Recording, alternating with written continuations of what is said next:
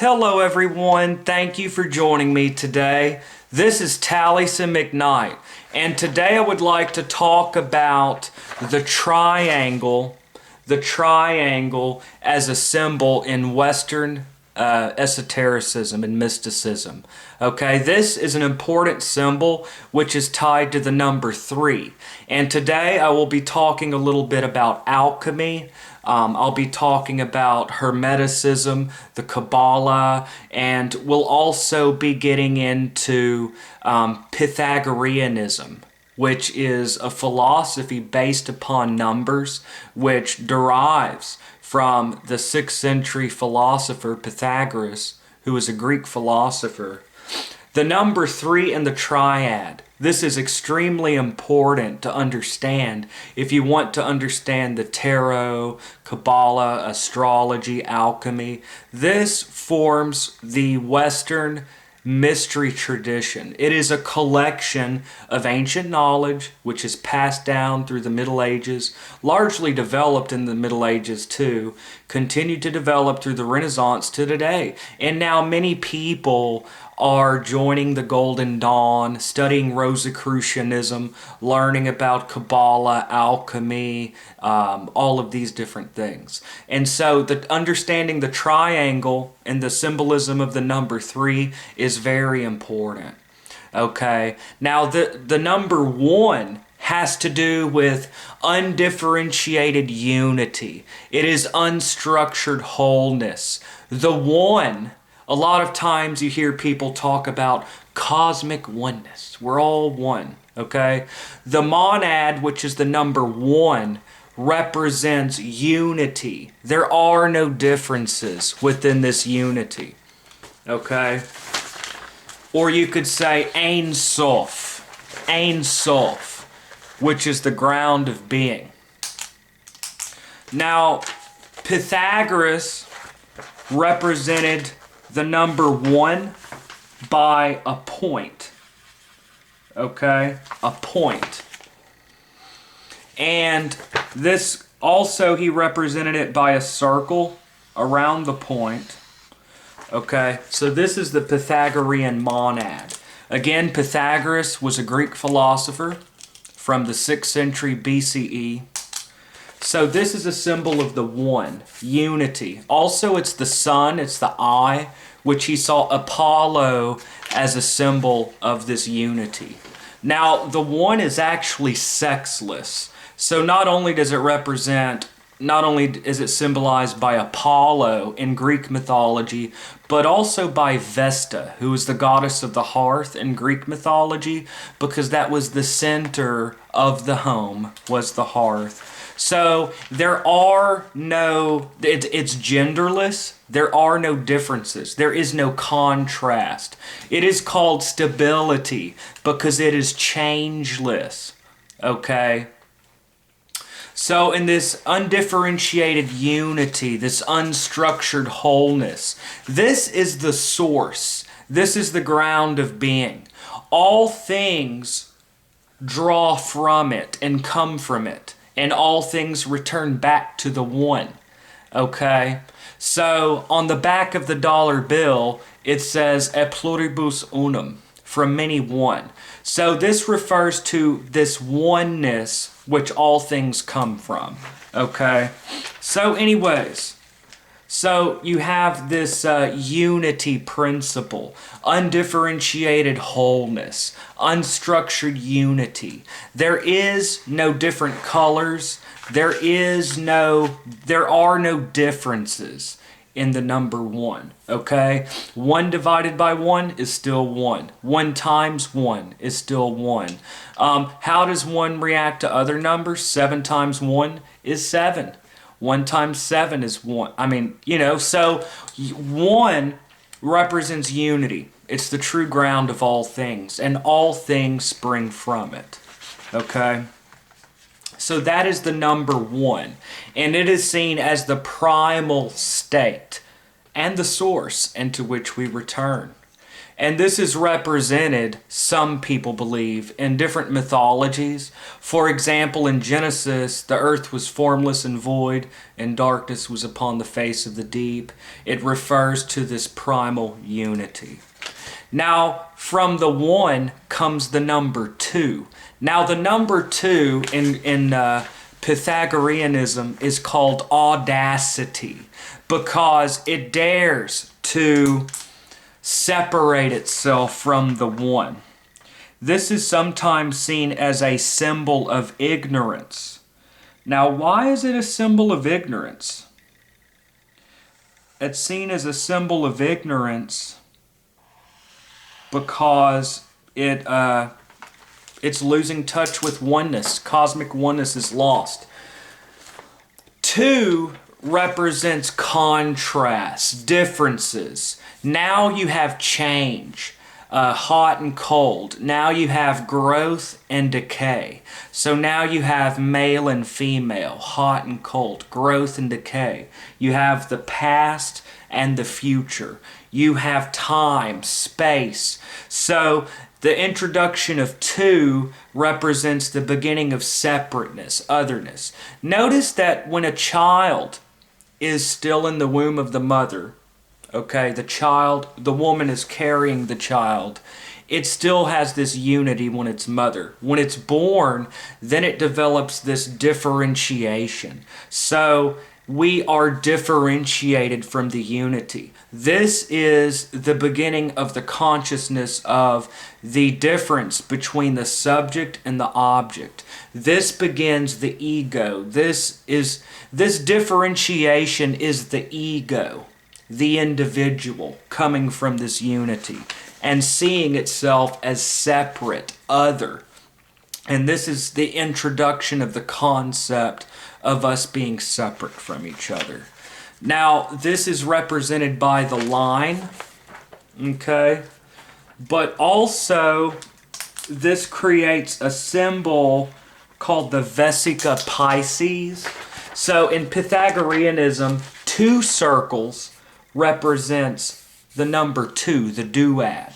So unity and this other circle represents otherness, separation. And together, the intersection, see each circle is in the center of the other. This creates a symbol called the Vesica Pisces. Now in Christian iconography, sometimes you'll see this symbol used with Christ within it or whatever. In Catholic iconography, notice that this is sort of a yonic symbol. It represents, in a sense, a vagina. This is birth. And this duad is the matrix of creation. This is where all things are brought forth and creation begins. Okay? So this is the womb of manifestation. Creation begins. And the duad is what separates the one from the many. It's what separates oneness from... It's what separates the one from the many. Again, on the back of the dollar bill, it says "A pluribus unum," from the many one, which, you know, may have some deeper meaning, or it may just be referring to colonies. But some people take it that way. Okay? So, this is the introduction of opposites. And this is the source of the creation of the world. Now, think on Eliphas Levi's image of Baphomet. It says on one arm Salve and on the other Coagula. This is a famous painting of Eliphas Levi. Salve in Latin means to dissolve. It is dissolving into this oneness. Coagula is a liquid turning into a solid. So this has to do with differentiation and returning to unity. Okay? So, and just as this is the groundwork of creation, this is also the way back to unity, is between these 2 pillars, okay? We have to go back in the womb, you know. So to return to oneness, we have to go through the two pillars of Jachin and Boaz on each side of a door. Jachin and Boaz were two pillars in King Solomon's temple, to use that symbolism. Okay, so we have now from this unity we have difference. We have male and female. Okay, we have form and matter. And we have growth and decay. Now we have differences. Motion and life exists in the tension of contending forces. And like I said, this creates the Vesica Pisces. Okay? And this is the doorway between the one and the many. Now, the number 3. Different shapes come out of this. Now, I did not draw it perfectly, but if I did, with a compass to make circles and a straight edge, you could make all these different shapes, okay? And this all goes back to geometry, sacred geometry. Now, different shapes could be taken from this. Now, the duad was often represented by a line, which connects these, okay? This is sacred symbolism from Pythagoreanism. Now, if you were to connect the apex, then you would have an equilateral triangle. Now, this is the first shape to emerge from this. Now, different shapes are drawn from this symbol. If you drew a circle and a line connecting this to this, then you could easily trace a perfect square. Okay, and this is also used to create the pentad. So different geometrical forms come from the Vesica Pisces. Now, this is the first symbol. This is called the eldest of the numbers in Pythagoreanism because 1 and 2 are not really considered numbers. Now, any kind of even number is seen as polarity, opposites.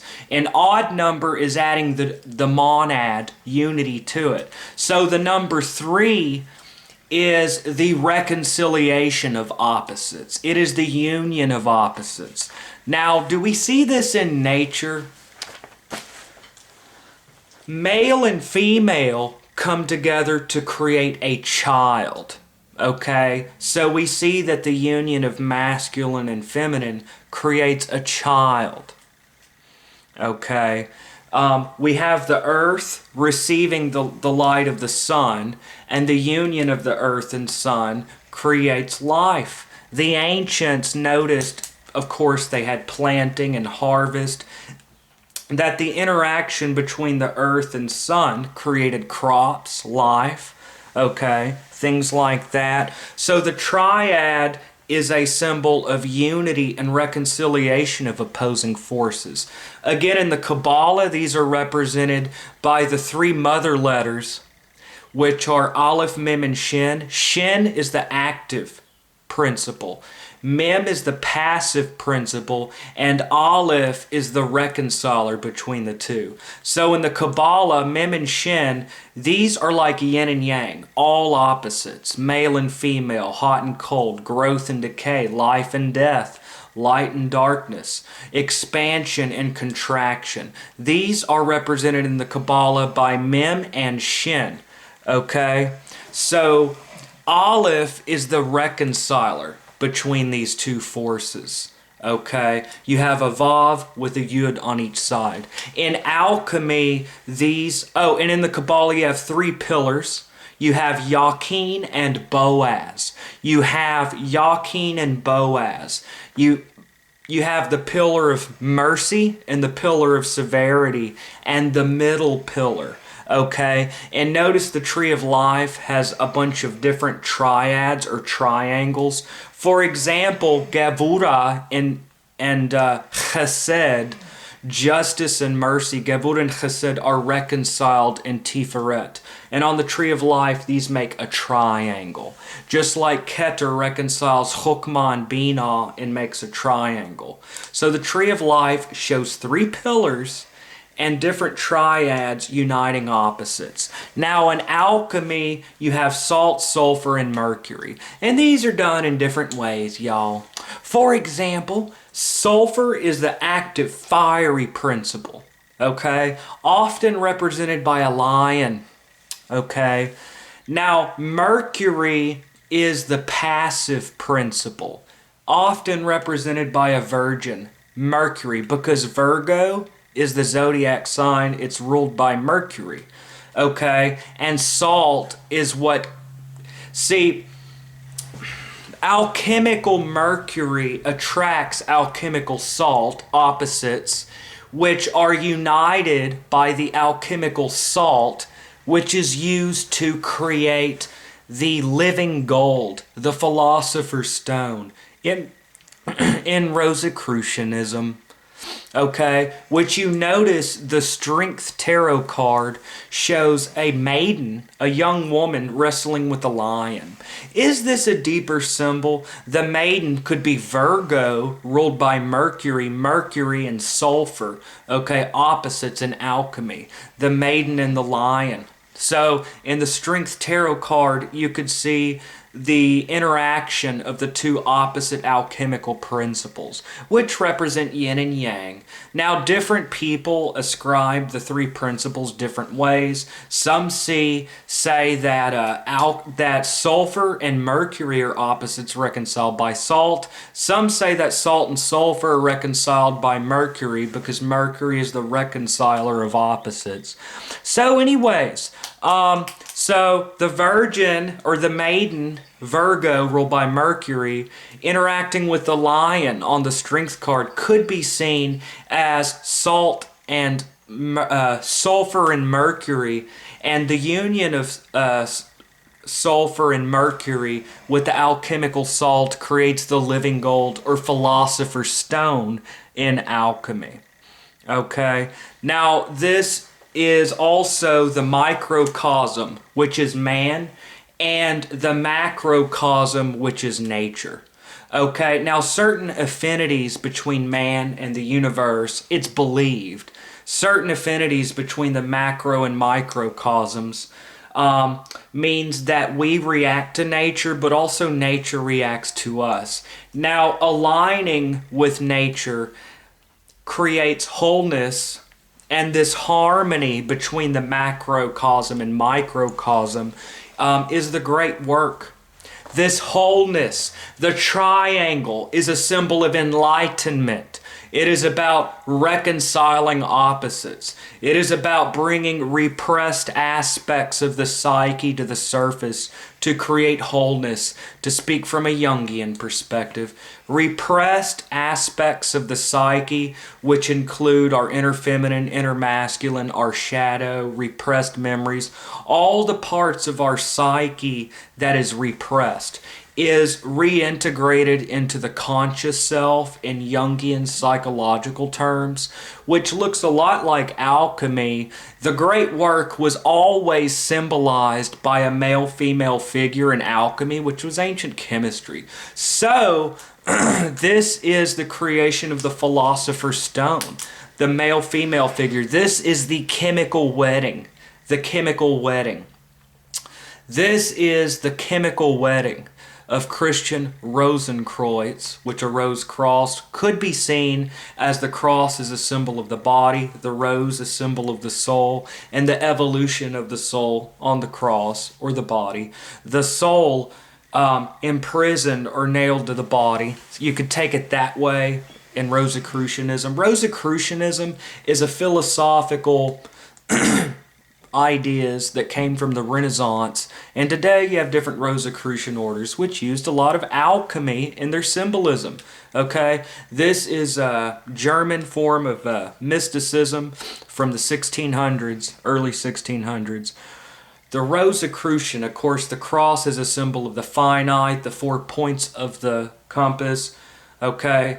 And the circle or rose is a symbol of female or infinite, okay? And the union of the rose and cross, or the circle and cross, in Rosicrucian symbolism, or you could say the square, which represents the finite world, and the compass, okay? And the interaction of the circle and the square in the quadrature of the circle, which is geometry in Freemasonry. So the triangle is a symbol of the great work This is wholeness. If you put a triangle in space, and one end of the triangle, a line connecting east and west, and the apex of the triangle is the infinite height, you would see the sun rising in the east. This is birth, life, the beginning of day. The sun setting in the west, which is death, the beginning of night. So birth and death, life and death, hot and cold, are east and west. The sun rising and setting, which in Mithraism, which was a fraternity, a type of secret society from the early Roman Empire. In Mithraism, it showed Mithras killing the bull with two torchbearers on either side, which are Cultus and Cultopates. Cultus holding the torch up and one down, the rising setting sun. So if you put the triangle in space, a line connecting east and west, the apex would be in the infinite height, which is noon, which is the all-seeing eye, which exists between opposites. Now, light is a symbol of knowledge. Darkness is ignorance. What happens when you take away light? You can't see. When you give light, you see. So the eye, or light, or the sun, or fire, the fire philosophers, this is a symbol of illumination. The word enlighten is simply the word light with input on each end. So to enlighten is to give light. What do you say when someone's smart? You say that person is pretty bright. That person is brilliant. They are enlightened. So light is a symbol of knowledge, enlightenment, in the Western Esoteric Mystery Tradition, which is a vast collection of esoteric knowledge which trickled down from late antiquity to our modern times. So the triangle is a symbol of enlightenment. And the eye, which is the sun, in different mythologies, the eye is a symbol of the sun, such as Osiris in Greek mythology, or in Celtic mythology, the deity Balor.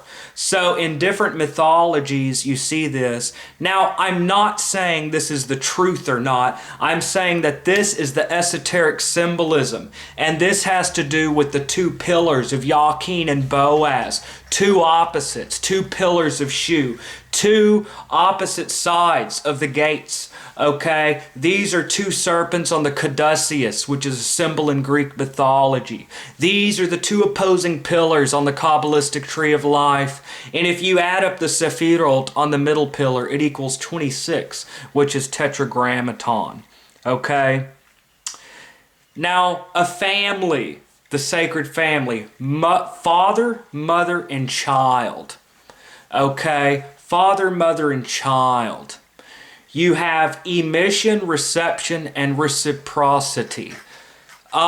Speaking. When you speak to someone, this involves the interaction of three forces. You have an intelligent principle, a speaking principle, and an object spoken.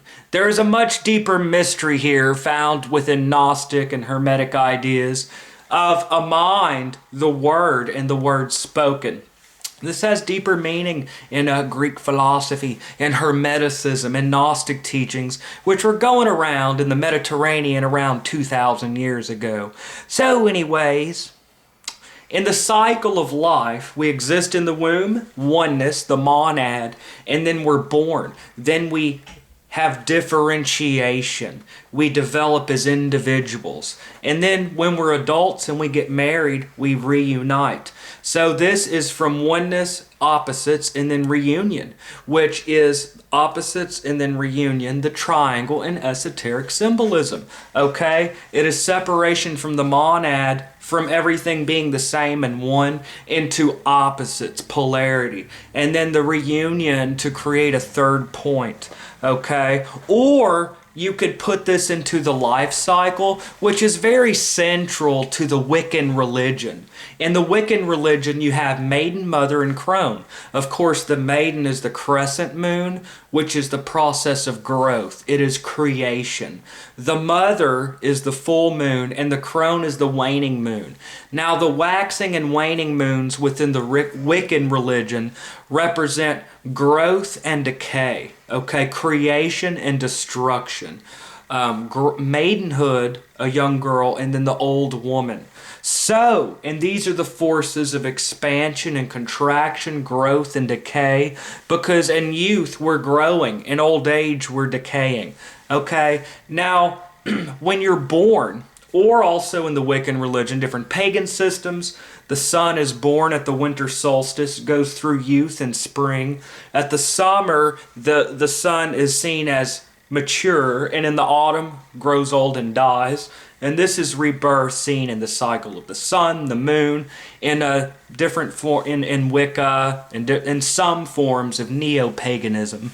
So in the cycle of life, as a youth, we tend to be somewhat self-centered, finding our individuality, okay?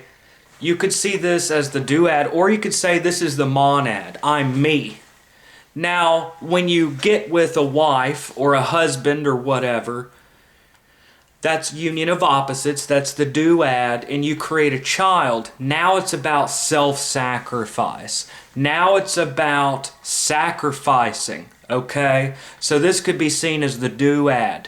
And then the third and last phase of life is old age. Okay, this incorporates earlier cycles for wisdom, cronehood. Okay, so anyways, the triangle is a grand symbol for the reconciliation of opposites, reconciliation of opposing forces. Okay, Chokmah and Binah are reconciled by Keter. Chesed, which is loving kindness, mercy, and Gevurah, justice, are reconciled by Tiferet. So a triangle is a symbol of the reconciliation of opposites. Now, I thought about naming this video the Triangle of Solomon because you have two opposing pillars of Solomon, Jachin and Boaz. But I don't know, that might give people... I don't know. I'm not sure what I'll name the video. But anyways, that is the symbol of the triangle. Now, I do plan to eventually go through the different geometrical shapes and numbers and try to understand what this means. Is there a deeper mystery here? Anyways, that is the triangle and the number 3 in Western Esotericism. Again, the lion is sulfur, alchemical sulfur, which is attracted by the maiden, which is alchemical mercury, which is united by alchemical salt to create the living gold, the philosopher's stone, the great work, which you find on the strength card, a young woman wrestling with a lion. Or that could mean grappling with our own lower nature. Maybe there are different levels of meaning. Whatever the case may be, tarot seems to have a rich symbolism that could at least be interpreted as having a much deeper meaning. Anyways, thank you for joining me. And once again, this is Taliesin McKnight. And have a great day, y'all.